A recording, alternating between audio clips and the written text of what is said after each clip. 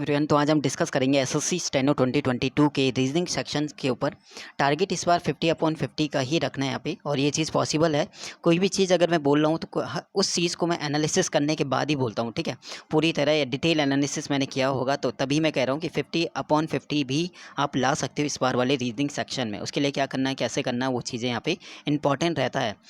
तो daily practice भी यहाँ पे स्टार्ट होगी। कैसे होगा, क्या होगा, इंपॉर्टेंट टॉपिक्स कौन से हैं वो चीज़ें थोड़ा डिस्कस करेंगे, और टाइम टेकन क्वेश्चंस को कैसे हैंडल करना वो चीज़ें। क्योंकि आप देखोगे हर एक शिफ्ट को मैंने कराया हुआ है, एनालिसिस किया हुआ है। पहले ये चीज़ बता देता हूँ कि कहाँ पे क्या चीज़ आपको मिलेगा, ताकि बाद में कोई क्वेश्चन ऐसा ना हो कि कमेंट सेक्शन में काफ़ी लोग ये कहते हैं कि 50/50 क्या ईजी होता लाना, ये चीज़ है ना। तो थोड़ा सा एक बार मैं बता देता हूँ ये चीज़ें कहाँ पे मिलेंगी। तो रीजनिंग की प्रैक्टिस के लिए, आपका डेली प्रैक्टिस के लिए एक तो 20 क्लासेस यहाँ पे, जिन्होंने नहीं किया पहली बात तो यहाँ से एक बार प्रैक्टिस कर लेना। सेकंड, यहाँ पे 12 क्लासेस यहाँ पे भी दिया हुआ है, तो यहाँ से भी आप प्रैक्टिस कर लेना रीजनिंग का। इसके अलावा जो इंपॉर्टेंट है आपका क्वेश्चन ये रहता है कि एसएससी स्टेनो 2021 के रीजनिंग सेक्शन को सॉल्व करा दो। काफ़ी मतलब जिन्होंने 11 की फर्स्ट शिफ्ट देखी होगी तो उन्होंने कॉमेंट सेक्शन में ये कहा था कि इसके बाकी शिफ्ट भी सॉल्व करा दो। और तो मतलब इसका मतलब ये है कि प्लेलिस्ट आपने चेक नहीं किया होगा, तो प्लेलिस्ट में जाना। यहाँ पे पहला और दूसरे में तो रीजनिंग सेक्शन दिया हुआ है। इसके अलावा थोड़ा सा और मैं डिस्कस करता हूँ। तो जो क्वेश्चन आपका था कि एसएससी स्टेनो 2021 के रीजनिंग शिफ्ट को आप सॉल्व करा दो सभी शिफ्ट को, तो यहाँ पे सब चीज़ें मैंने कराई हुई है। तो सब शिफ्ट मैंने सॉल्व कराया हुआ है। इसका मतलब है कि हर एक शिफ्ट को मैंने एनालिसिस भी किया हुआ है, तभी मैं यहाँ पे बोल रहा हूँ कि 50/50 भी आप ला सकते हो। बस चीज़ें थोड़ा सा कुछ चीज़ें यहाँ पे थोड़ा सा इम्प्रूव करनी होंगी। वो चीज़ें क्या है, वो चीज़ें मैं यहाँ पे डिस्कस करूँगा, है ना। तो ये यहाँ पे 2021 के सभी शिफ्ट यानी 6 के 6 शिफ्ट का सॉल्यूशन मिल जाएगा। एक बार देख लेना, जिस क्वेश्चन में डाउट रहता है उस क्वेश्चन का सॉल्यूशन देख लेना डायरेक्ट यहाँ पे। और एसएससी स्टेनो का 2019 का रीजनिंग का सॉल्यूशन देखना है तो वो भी प्लेलिस्ट में मिल जाएगा। वहाँ पे वो वाली प्लेलिस्ट ये है, ठीक है। प्लेलिस्ट में देखोगे तो यहाँ पे ये 2019 के स्टेनो के जो रीजनिंग सेक्शन है उसका सॉल्यूशन यहाँ पे मिल जाएगा। तो 2019 का सॉल्यूशन आपको मिल जाएगा 6 शिफ्ट, 2020 के सॉल्यूशन मिल जाएंगे 6 शिफ्ट, ठीक है। तो ये दोनों आप कर लेना यहाँ पे। ये तो जिसको यहाँ पे प्लेलिस्ट नहीं मिली कहाँ पे क्या है चीज़ है, या फिर सभी शिफ्ट के सॉल्यूशन नहीं मिले, तो यहाँ पे आप चेक कर सकते हो। नहीं तो मॉक टेस्ट में तो आपके ऐड हो चुके हैं वो 2020 वाले भी और 2019 वाले भी। तो वहाँ पे जब आप मॉक लगाओगे तो वहाँ पे भी ये सॉल्यूशन मिल जाएगा। नहीं तो वहाँ से आप कर सकते हो। वहाँ पे थोड़ा ये है कि थोड़ा चीज़ें वहाँ पे डिटेल में भी हो सकता है, कराने का तरीका, बहुत सारी चीज़ें होती है जो वहाँ पे अलग मिलेंगी। तो यहाँ से जो इंपॉर्टेंट चीज़ें हैं, मतलब जो भी पॉइंट मैं बोलूँगा इसका मतलब मैंने वो चीज़ यहाँ पे एनालिसिस किया उसके बाद ही मैं बोल रहा हूँ। नंबर 1 चीज़, रीजनिंग में क्या क्या प्रॉब्लम यहाँ पे करेगा। 50/50 है तो उसके लिए कुछ इंपॉर्टेंट चीज़ें यहाँ पे होंगी, है ना। क्योंकि 40 एवरेज 40 मार्क्स आप कर लोगे, 40 क्वेश्चन आप कर लोगे। इंपॉर्टेंट है बाकी के 10 क्वेश्चन, और इन 10 क्वेश्चन की वजह से अगर ये 10 क्वेश्चन आपके रॉन्ग होते हैं तो जो 40 मार्क्स है वो आपका 35 to 36 या 35 to 40 के बीच में पहुँच जाता है। तो काफ़ी के साथ ऐसा हुआ होगा जो आपका टाइम टेकिंग क्वेश्चन है या फिर जो आपका एक इन अलग टॉपिक से क्वेश्चन पूछे हुए थे, तो उनकी वजह से ये जो आपके 40 क्वेश्चन राइट होने थे तो हो सकता है कि यहाँ पे वो नेगेटिव में चले गए और 40 से वो आपका 35 के आसपास आ गया हो। तो कहीं ना कहीं रीजनिंग में 35 ला रहे हो मतलब आपका 10 मार्क्स यहाँ पे माइनस हो जाएगा, ठीक है। एवरेज 10 मार्क्स आप यहाँ पीछे हो जाओगे, और 10 मार्क्स जो कि बहुत ज़्यादा रहता है। तो जिनका 40 एवरेज था, जिनका 40 स्कोर था, तो उन्हें पता है कि 40 की जगह वो 50 स्कोर कर सकते थे, या 40 की जगह वो 47 48 स्कोर कर सकते हैं। यानी 7 to 8 मार्क्स यहाँ पे उनके कम हो गए जिनका 40 के आसपास स्कोर था। तो थोड़ा सा यही है, इस बार थोड़ा सा चेंज करना, इंप्रूव करना है। 50 तक के आसपास आपको पहुँचना पड़ेगा, यानी 47 प्लस ला सकते हो, वो चीज़ें यहाँ पे हो जाएगा। तो एक बार एनालिसिस यानी प्रीवियस ईयर रीजनिंग सेक्शन को मैंने सॉल्व कराया हुआ है। तो ऐसे नहीं कि बिना सॉल्व करे या बिना पेपर देखे ही ये चीज़ें मैं बोल रहा हूँ। मैंने वहाँ पे पेपर सॉल्व कराया हुआ है, क्वेश्चंस देखा हुआ है, क्या लेवल था, किस टाइप का था, कैसे करना था, वो चीज़ें है ना।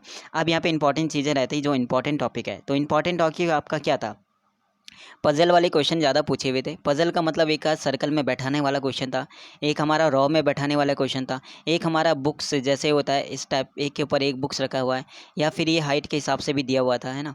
तो ये क्वेश्चन ऐसे होते हैं जो थोड़ा सा टाइम यहाँ पे लेते हैं। तो इस क्वेश्चन में जिसका टाइम लग गया तो इसकी वजह से तो जो ईजी क्वेश्चन होता है वो हमारा रॉन्ग हो जाता है ना। तो यहाँ पे टाइम एक तो बचाना है, यानी इन क्वेश्चन को जो करना है करना तो है, सभी कर लेंगे अगर थोड़ा टाइम मिलता है, लेकिन कम टाइम में करना ये थोड़ा सा रहता है यहाँ पे, है ना। तो इन क्वेश्चंस को कम टाइम में करना है, इनके प्रैक्टिस ज़्यादा करना है। तो अपनी जो क्लासेस मैं रखूँगा यहाँ पे रीजनिंग वाली, तो उसमें मैं इन्हीं क्वेश्चंस को रखूँगा जो आपके 10 to 15 क्वेश्चन ऐसे रहते हैं जो आपका टाइम टेकिंग क्वेश्चन रहता है। अगर आप 10 to 15 क्वेश्चंस को टाइम के अंदर कर लोगे तो जो बाकी 35 क्वेश्चन जो आप कर सकते हो आराम से, तो वो तो आपके टाइम के अंदर ही हो जाएगा। तो ये 35 क्वेश्चन आपके ठीक हो जाएंगे। बाकी 10 to 15 क्वेश्चन की प्रैक्टिस करोगे तो इनमें से कभी ना मिनिमम आप लेते हुए चलो कि 12 से 13 क्वेश्चन आप राइट कर लोगे, है ना, वो भी टाइम के अंदर, विद इन टाइम में। ठीक, तो यहाँ पे थोड़ा इस चीज़ को यहाँ पे देखना पड़ेगा रीजनिंग वाले सेक्शंस को। अभी जो स्टार्टिंग वाले हैं उन्हें थोड़ा सा ये चीज़ लग रहा होगा, थोड़ा समझ में नहीं आ रहा हो, लेकिन जिन्होंने एग्जाम दिया हुआ है प्रीवियस तो वो अच्छे से समझ रहे हैं कि क्या चीज़ यहाँ पे कहना चाह रहा हूँ। तो पजल वाले क्वेश्चंस को थोड़ा सा टाइम के अंदर करना है। एक और क्वेश्चन यहाँ पे आया था ब्लड रिलेशन के,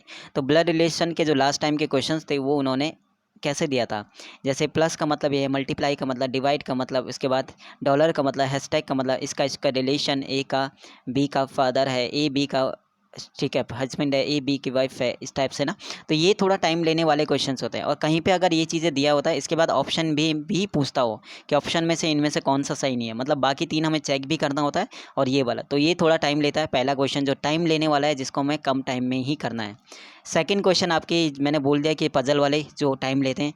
थर्ड क्वेश्चन आपका रहता है सीरीज़ वाला, और सीरीज़ के आप देखोगे ना, सीरीज़ में दोनों में ले रहा हूँ, एक तो नंबर सीरीज़ हो गया, दूसरा अल्फ़ाबेटिकल सीरीज़ होता है ना, यानी ए बी सी डी ऐसे करके, है ना। दूसरा 1 2 3 डैड आगे क्या आएगा, तो ये दोनों अगर मिलाते हुए चलो। इसके अलावा अल्फ़ाबेटिकल सीरीज़ में ऐसे भी आपका ये भी ले लो, ठीक है, ए बी सी लिखा है, सी डी ए लिखा है, इसके बाद डी सी ए, है ना, यहाँ पे ये वाला। इसके बाद नंबर में भी ये ले लो, 10 का 15 लिखा है तो 15 का क्या आएगा, इस टाइप से, है ना। तो ये सभी को एक साथ ले लो। ये टोटल अगर आप देखोगे ना एवरेज सभी शिफ्ट में, तो 20 क्वेश्चंस के आसपास ये हमारे हैं। तो ये 20 क्वेश्चंस में अगर एक भी क्वेश्चन जैसा आपका मिसिंग नंबर हो गया, तो मिसिंग नंबर का क्वेश्चन में टाइम लगता है, तो उसकी वजह से यहाँ पे 1 2 क्वेश्चन और छूट जाएंगे।